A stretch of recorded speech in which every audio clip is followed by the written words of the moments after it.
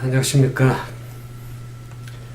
오늘은 열왕기상 2장에 있는 말씀을 가지고 함께 은혜를 나누고자 합니다. 날씨가 참으로 무더워졌습니다. 더운 날씨에 잘 더위를 견딜 수 있는 그런 믿음을 가지고 또 주님의 은혜 가운데 또 한 주간 더 승리하는 우리가 되기를 바랍니다. 사무엘상 2장에 보면 두 가지 그 내용으로 이 이야기가 전개되는 것을 보게 됩니다. 그 첫 번째 내용이 다윗이 이제 죽음을 맞이하게 되면서 아들 솔로몬에게 유언하는 그 내용이 나옵니다. 두 번째로는 이 아도니아가 바세바에게 다윗의 여종이었던 아비삭을 아내로 달라고 요청하는, 그래서 솔로몬에게 그 내용을 전달해 달라는 그런 내용이 나옵니다. 어떻게 보면 이 두 내용이 별로 상관이 없는 그런 내용같이 보이지만 그것이 한 주제로 되어 있다는 것을 우리가 성경 가운데서 보게 됩니다. 이 다윗이 솔로몬에게 한 유언의 내용은 그 두 가지인데, 첫 번째가 미래를 준비하는 방법을 얘기를 했고, 또 다른 한 가지는 과거를 청산하는 그 방법을 두 가지를 아들 솔로몬에게 유언한 내용을 보게 됩니다. 미래를 청산하는 방법은 우리가 하나님의 말씀을 다윗이 솔로몬에게 하나님의 말씀에 순종해서 그 계명과 율례와 법도를 따라서 순종하는 그러한 삶을 살기를 요청합니다. 하나님을 믿는 백성들이 형통한 방법은 하나님의 말씀에 순종해서 그 말씀의 뜻대로 행할 때에 그리스도인이 성공하는 그런 믿음의 삶을 살 수가 있는 것입니다. 그리고 이 다윗이 솔로몬에게 과거를 청산하는 그 방법을 얘기를 하면서 어떻게 얘기합니까? 공의대로 행하라고 그렇게 얘기를 합니다. 악을 행한 자를 의인으로 여기지 않으며 선인을 그 행위대로 잘 대접하는 것이 왕의 공의라는 것을 다윗이 솔로몬에게 얘기를 하고 있죠. 그러면서 이 다윗이 요압과 시므이를 그냥 두지 말라고 그렇게 얘기를 하죠. 그리고 바실레 아들들에게 은총을 베풀 것을 부탁하고 있습니다.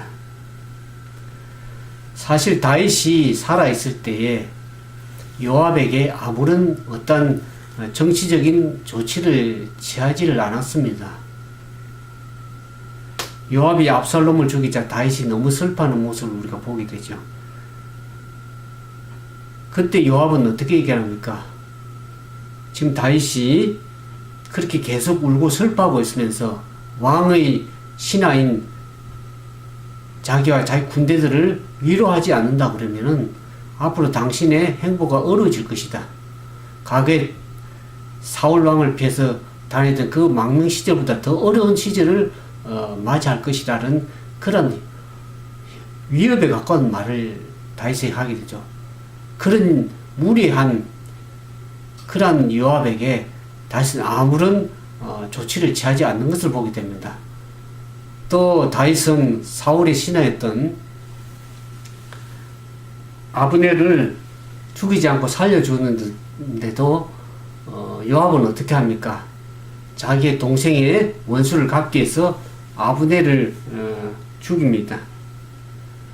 그럴 때라도 다윗은 아무런 어떤 정치적인 보복이나 조치를 취하지 않았습니다. 시므이는 어떻습니까? 다윗이 압살롬을 피해서 도망갈 적에 시므이가 다윗을 저주하는 모습을 보게 되죠.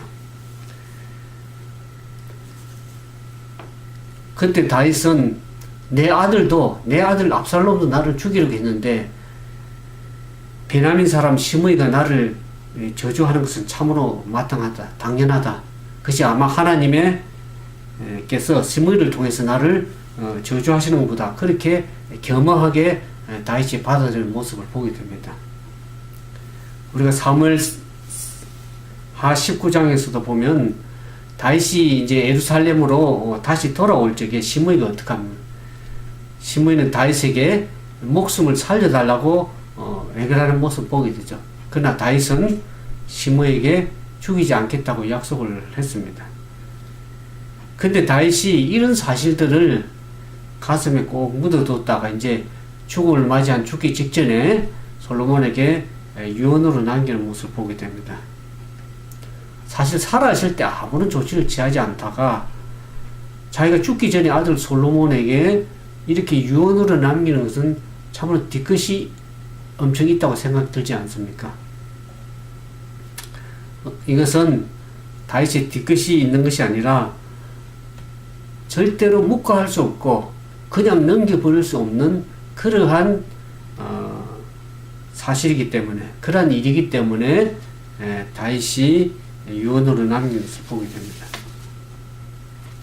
근데 그 유언은 단순히 자기가 뒤처리를 하지 못한 어떤 정치적인 그러한 대적들을 솔로몬에게 대신 무찔러 달라고 당부하는 것이 아니라 3절 4절에 우리가 그 성경 보면 다윗은 솔로몬에게 너는 하나님의 명령을 지키라 그렇게 얘기를 하고 있죠. 그러면서 자기가 하나님께 자기에게 말씀하신 것처럼 마음을 다하고 뜻을 다하고 성품을 다해서 하나님의 말씀을 순종해서 행하라, 지켜 행하라 그렇게 얘기를 합니다. 그러고 나서 어떻게 합니까? 그 이후에 바로 요압과 시므에 대해서 말하는 내용이 나오죠. 이렇게 요압과 시므에게 대한 처벌 문제만을 얘기를 한 것이 아니라 바실레의 아들들에게 은총을 베풀어야 할 것을 얘기하고 있습니다. 다윗이 이 솔로몬에게 유언을 한 유언의 내용의 요점을 보면 하나님 앞에서 신상필벌을 분명히 하라고 그렇게 얘기를 합니다.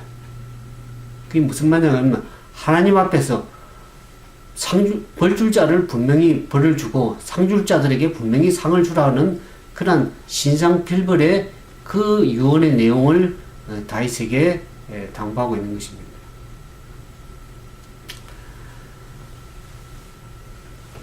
그래서 다윗이 왕이 될 솔로몬에게 요구하는 것은 하나님의 관점에서 상과 벌을 결정하라고 그렇게 얘기를 하고 있습니다. 다윗이 죽기 전에 하나님 앞에서 왕으로서 마지막으로 상과 벌을 줄 사람을 판단한 내용을 솔로몬에게 전달해 주면서 이로써 솔로몬이 다윗이 당부한 그 내용을 그대로 유언을 행하기를 다윗은 바라는 것이죠.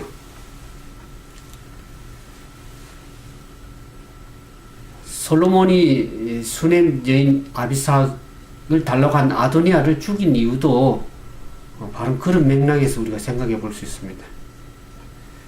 늙은 다윗 왕의 한때 다윗 왕을 돌보던 그 수넴 여인 아비삭을 이 아도니아가 아내로 삼겠다고 제안을 해온 것에 대해서 이 아도니아의 정신 자세는 다윗의 후계자로서 솔로몬을 인정하지 않겠다는 그런 내용이죠. 아직도 자기는 왕이 자기에게 이어져야 된다고 그렇게 간주하는 데서 나온 것이라고 볼 수 있습니다. 사실 이전에 왕의 여자를 자신의 여자로 취한다는 것도 어떻습니까? 그 이후에 왕의 신분이 때만 가능하다는 그런 얘기가 되죠. 그래서 우리 성경에 보면 압살롬이 다윗의 후궁들을 취한 내용을 우리가 보게 되죠. 왕의 신분일 때만 그것이 가능한데 아도니아는 어떻습니까? 하나님께서 솔로몬을 왕의 후계자로 삼으신 걸 분명히 알면서도 수넴 여인 다윗의 왕의 종이었던 수넴 여인 아비삭을 아내로 달라고 한 것을 볼 때에 그는 아직도 왕권에 대한 미련을 버리지 못했다는 것을 보면서 솔로몬은 어떻습니까? 하나님의 뜻을 받들어서 이런 자를 도저히 살려둘 수 없다. 는 것을 생각하고 바세바의 요청에도 불구하고 과감하게 아도니아를 죽이는 그 모습들을 성경에서 보게 됩니다. 사실 이스라엘에서 왕은 어떤 신분입니까? 하나님을 대신해서 이스라엘을 통치하고 지배하는 하나님의 사람이라는 것을 우리가 이해해야 됩니다. 그러므로서 왕의 통치 형태나 그 통치 방식과 형태는 어떻습니까? 하나님의 통치 방식과 원칙을 보여줘야 될 그러한 사람입니다.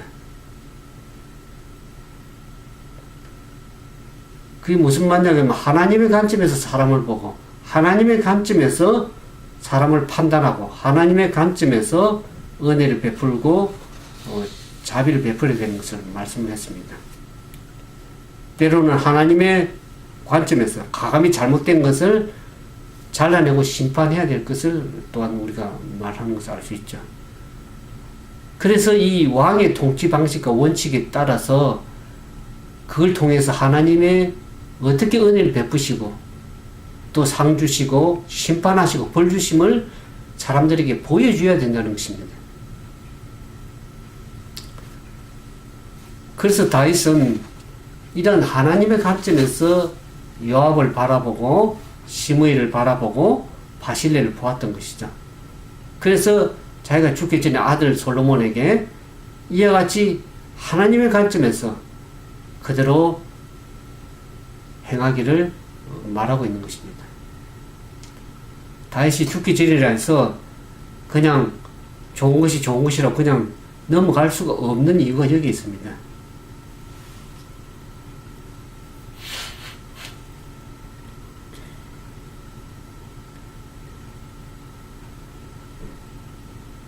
그래서 이 다윗이 당부한 그 내용에 솔로몬이 이후에 어떻습니까? 다윗이 유언대로 그대로 행하는 모습을 보게 됩니다. 이런 행동을 통해서 이스라엘 백성들이 어떻게 배울 수가 있습니까? 하나님께서 자기의 이익을 위해서 무자비하게 피를 흘린 요압을 그냥 내버려 두시지 않는 하나님인 것을 그들이 알게 되는 것입니다.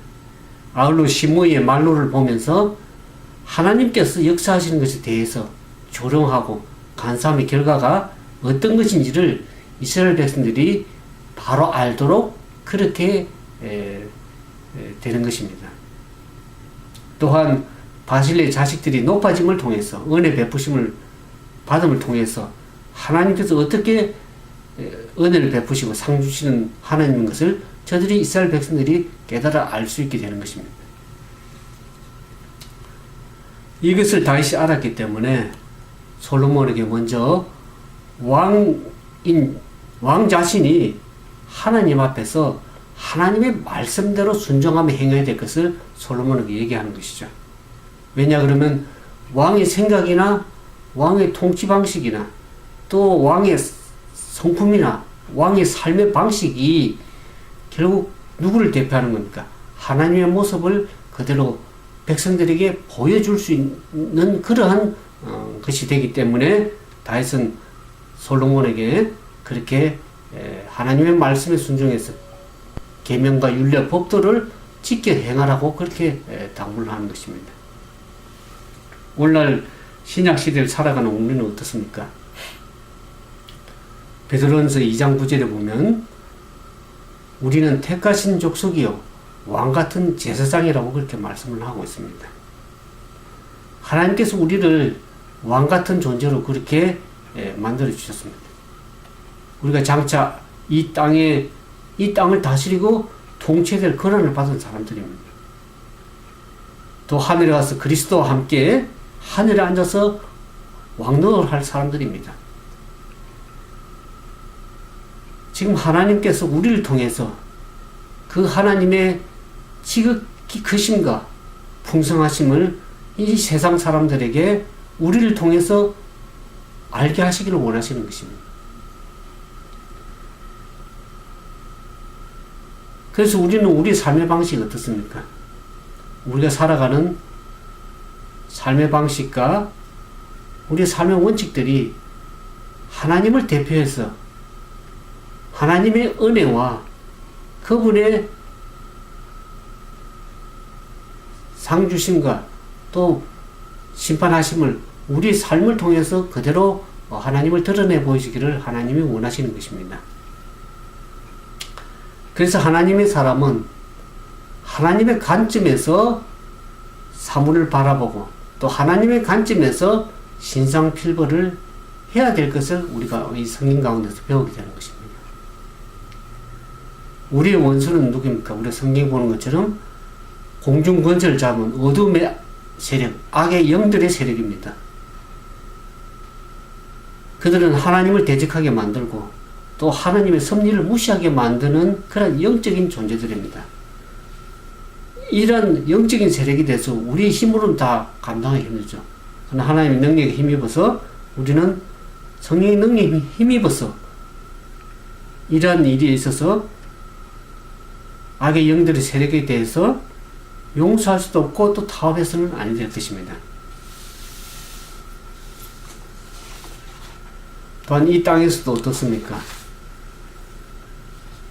불의의 속임수과 악함과 무지한 피를 흘리는 세력이 이 땅에 있다고 그러면은 믿음을 가진 하나님의 성도들은 절대 그것을 용납해야 되지 않겠죠. 때로는 불의하고 악한 세력이 힘이 강하다고 해서 거기에 동조하고 머리를 숙이는 것이 아니라 그것이 분명히 단호하게 잘못되었음을, 틀렸음을 과감하게 얘기할 수 있는 그러한 믿음의 용기를 가진 사람들이 성도라고 할 수 있겠습니다. 그 쉬운 일은 아니겠죠. 그러나 우리가 하나님의 말씀의 뜻에 따라서 순종해 나갈 때 하나님께서 우리 함께 하시고 그분의 뜻을 이루어 가시면서 그분이 어떤 하나님인 것을 나타내 보일 수 있는 것입니다.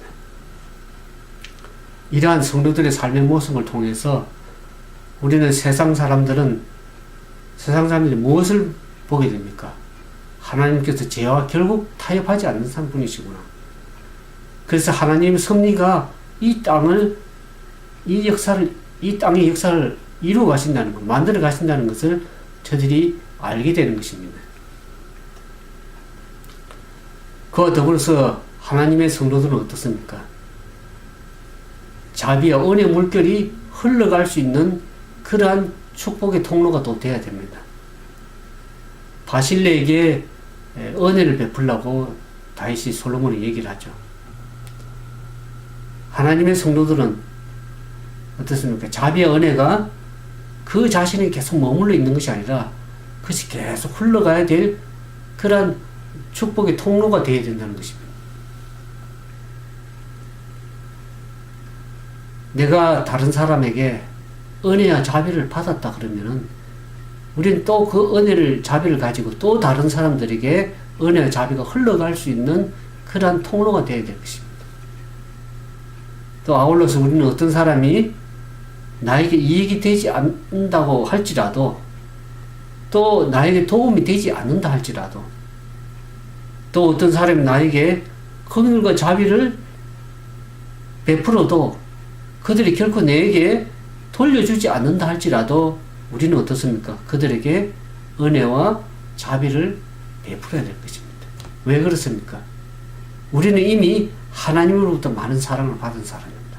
하나님으로부터 죄 용서를 받고 하나님으로부터 은혜와 자비와 풍성함을 받은 사람들이기 때문에 그렇습니다. 그래서 하나님의 사랑이 우리에게 머물러 있는 것이 아니라 우리를 통해서 또 다른 자에게 흘러나가야 하는 것이 마땅한 하나님을 믿는 성도로서의 도리라고 할 수 있겠습니다. 이러한 삶을 통해서 세상 사람들은 하나님의 자비와 은혜의 풍성함을 깨달아 알게 될 것입니다. 아무쪼록 여러분의 삶 속에서 세상 살아가 힘들다 할지라도 우리 하나님의 말씀에 순종해서 살아가는 그러한 신실한 성도들을 하나님께서 원하십니다.